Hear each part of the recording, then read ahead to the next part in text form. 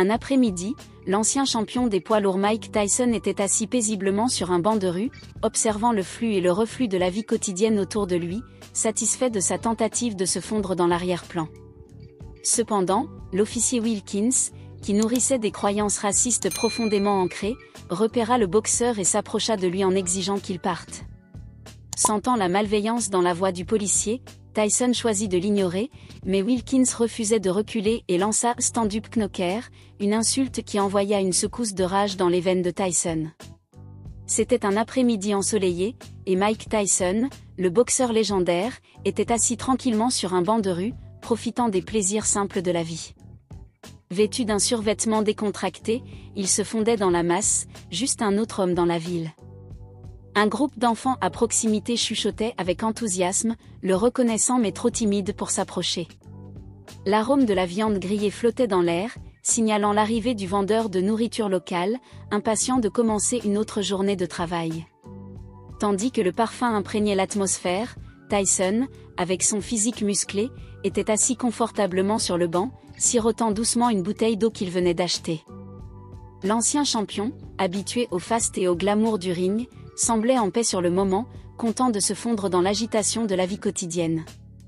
L'officier Brad Wilkins, patrouillant dans la zone, imposait une présence autoritaire, sa réputation entachée par ses préjugés raciaux flagrants.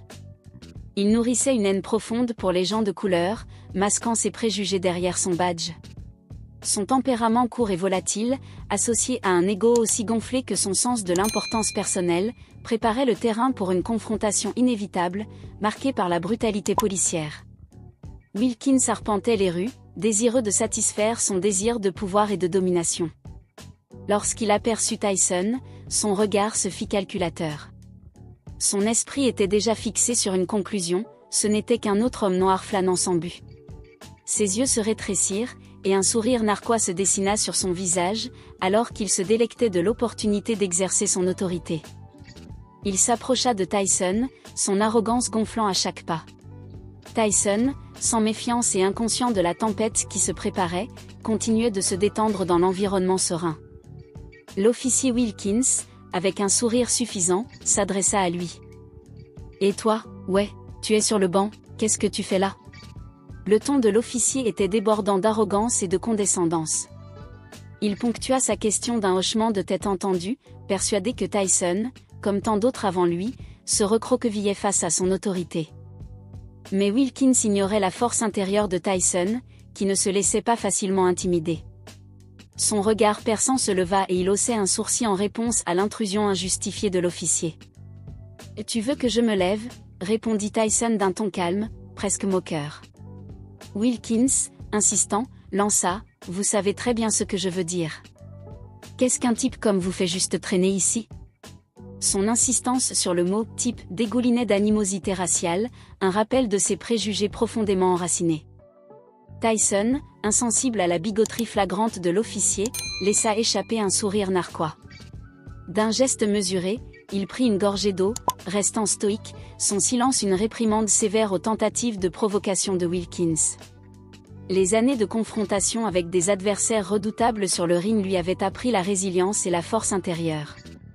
Ses adversaires, même les plus arrogants, n'avaient jamais réussi à le briser.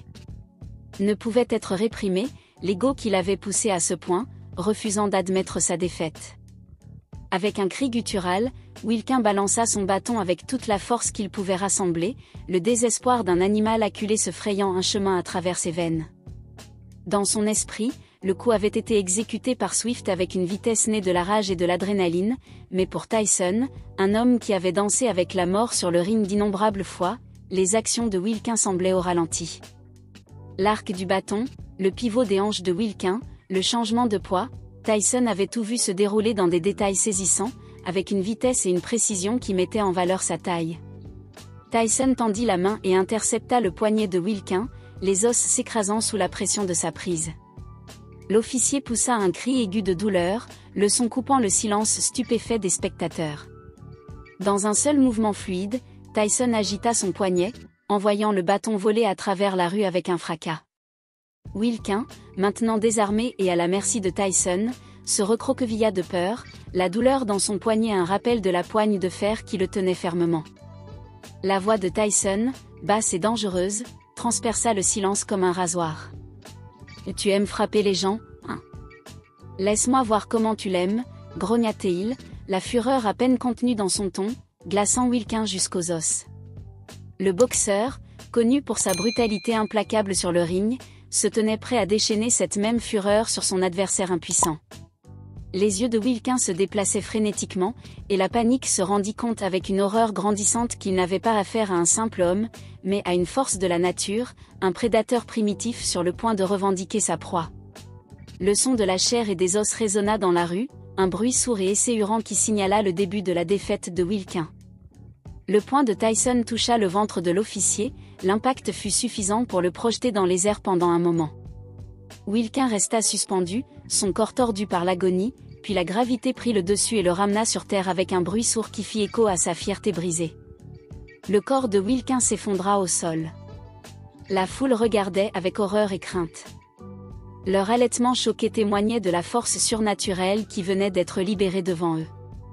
C'était comme s'ils venaient d'être témoins d'un être mythologique surgi de la légende, une créature dont le pouvoir défiait les lois de la physique et de l'humanité. Tyson, se tenant au-dessus de l'officier avec l'assurance d'un dieu, n'était plus seulement un homme, mais un symbole de la fureur brute et indomptée qui sommeille en nous tous.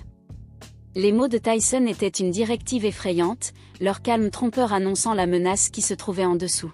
« Levez-vous » entonna-t-il d'une voix douce, dégoulinant de menaces. De nouvelles violences seraient infligées si Wilquin refusait d'écouter son appel.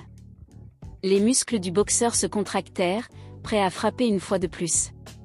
Chacun de ces mouvements était une agression étudiée et contrôlée. Wilquin, recroquevillé au sol, n'osait pas résister.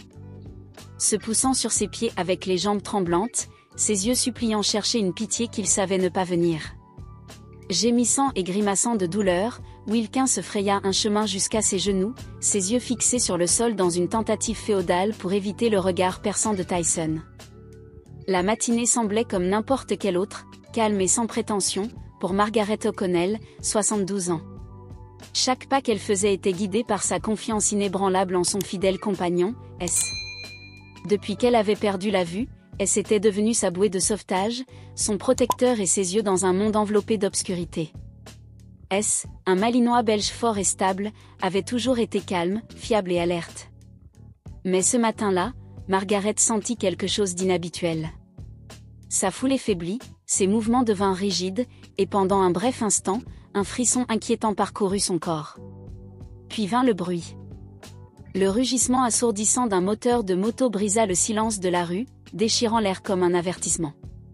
Il était si proche, si fort, que Margaret se figea instinctivement. S, debout à côté d'elle, s'arrêta brusquement, son corps raide comme une statue.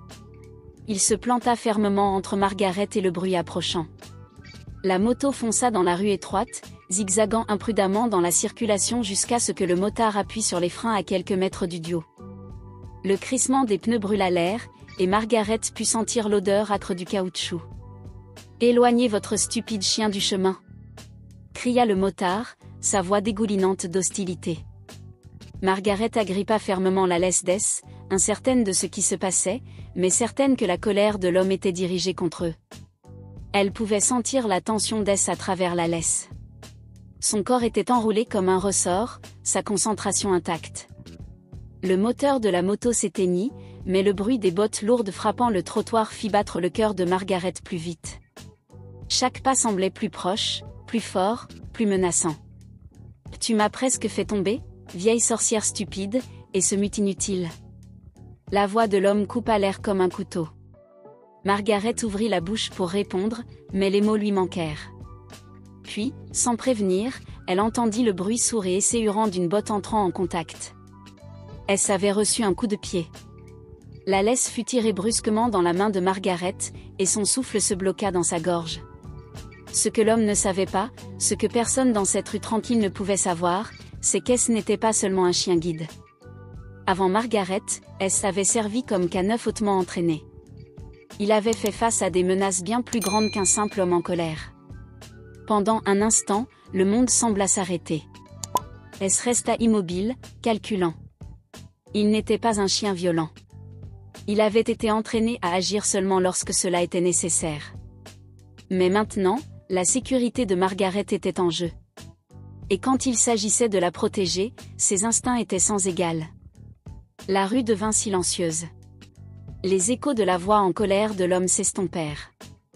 Margaret tremblait, sa main crispée sur la laisse. Elle savait qu'est-ce était différent à cet instant, qu'il attendait. « M'entendez-vous, madame ?» L'homme fit claquer ses bottes sur le trottoir en s'approchant encore plus. « Garde cette bête sous contrôle ou je vais. » Margaret n'avait pas besoin de voir l'homme pour ressentir la chaleur de sa colère. Elle était suffocante, l'entourant comme un épais brouillard. Elle serra plus fort la laisse et tenta de calmer la situation. « S'il vous plaît, nous ne voulions pas. » L'homme l'interrompit, son ton chargé de sarcasme. « Ce chien devrait être enfermé. » Sa voix devenait plus forte, plus agressive. Chaque mot de l'homme réduisait Margaret, la rendant plus vulnérable. Mais elle n'était pas vulnérable. Ses yeux bruns dorés restaient fixés sur l'homme, l'étudiant. Il analysait son ton, sa posture, ses gestes agressifs. Ce n'était pas une situation ordinaire. Cet homme n'était pas seulement en colère, il était dangereux. Un silence pesant s'installa. L'homme s'attendait à la soumission. Au lieu de cela, il rencontra quelque chose d'inattendu, une vigilance froide et calculée. S ne reculait pas, n'aboyait pas, il regardait simplement. « Qu'est-ce qui ne va pas avec lui ?» cracha l'homme en s'approchant encore. S bougea légèrement, ses oreilles dressées. Un geste subtil, mais assez clair. L'homme hésita. Pour la première fois, une lueur de doute traversa son visage. Margaret prit une inspiration tremblante. « S'il vous plaît, il n'y a pas besoin de cela. » Elle ne savait pas ce que l'homme cherchait, mais elle savait une chose, elle l'avait senti. Son entraînement de K9 lui avait appris à anticiper le danger avant même qu'il ne se manifeste. L'homme expira brusquement et retira sa main vide. S ne bougea pas. L'air était électrique, prêt à exploser au moindre faux mouvement. Finalement, l'homme recula, marmonnant des insultes. Il remonta sur sa moto, fit rugir le moteur et disparut dans la nuit. S le regarda partir jusqu'à la dernière seconde. Margaret posa doucement une main sur la tête d'S. « Bon garçon », murmura-t-elle. Mais au fond d'elle, un froid malaise subsistait. Ce n'était pas la fin. C'était juste le début.